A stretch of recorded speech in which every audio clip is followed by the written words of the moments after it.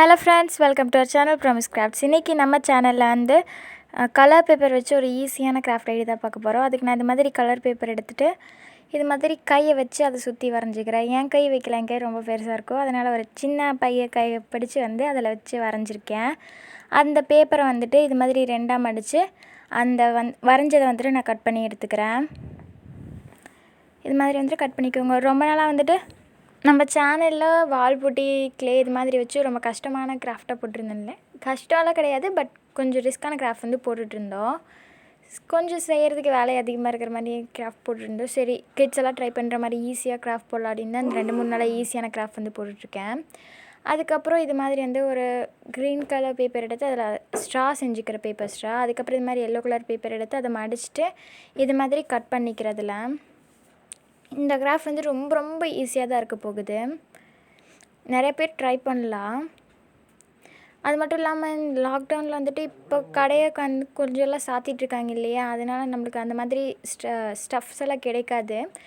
அதனால் நம்மக்கிட்ட இருக்கிற கலர் பேப்பரை வச்சு செய்யட்டும் அப்படின்னு சொல்லிட்டு தான் இது மாதிரி கிராஃப்ட் வந்து செஞ்சுருக்கேன்.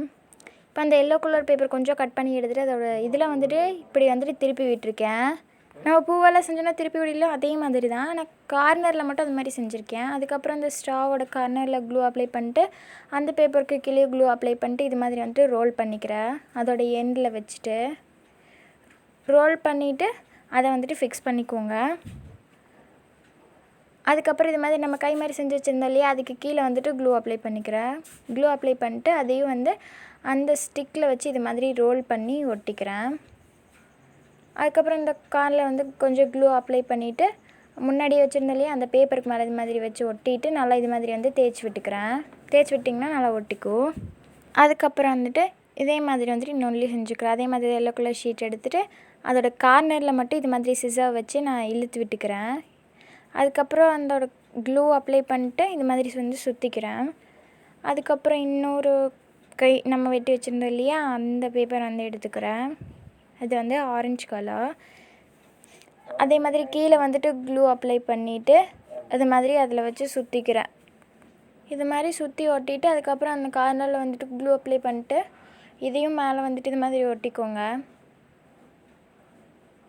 நம்ம முன்னாடி வச்சுருந்தோம் இல்லையா, அதுக்கு மேலே வந்துட்டு இதை வச்சு ஒட்டிக்கணும், தேய்ச்சி விட்டுக்கோங்க, அப்போ தான் நல்லா ஒட்டும்.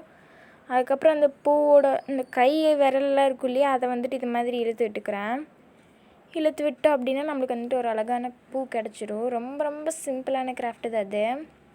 அதே மாதிரி தான் அந்த ஆரஞ்சு கலருக்கும் பண்ணிக்கிறேன். எவ்வளோ வந்து நீங்கள் அதை இழுத்து விட முடியுமோ அந்த அளவுக்கு வந்துட்டு இழுத்து விட்டுக்கோங்க. இதே மாதிரி மற்ற இதையும் வந்துட்டு நான் பூ செஞ்சுட்டேன். பார்த்தோம் அப்படின்னா அந்த பூ இப்படி தான் இருக்கும். ரொம்ப சிம்பிளாக ரொம்ப கம்மியான வேலை தான் இந்த கிராஃப்டில் இருந்தது.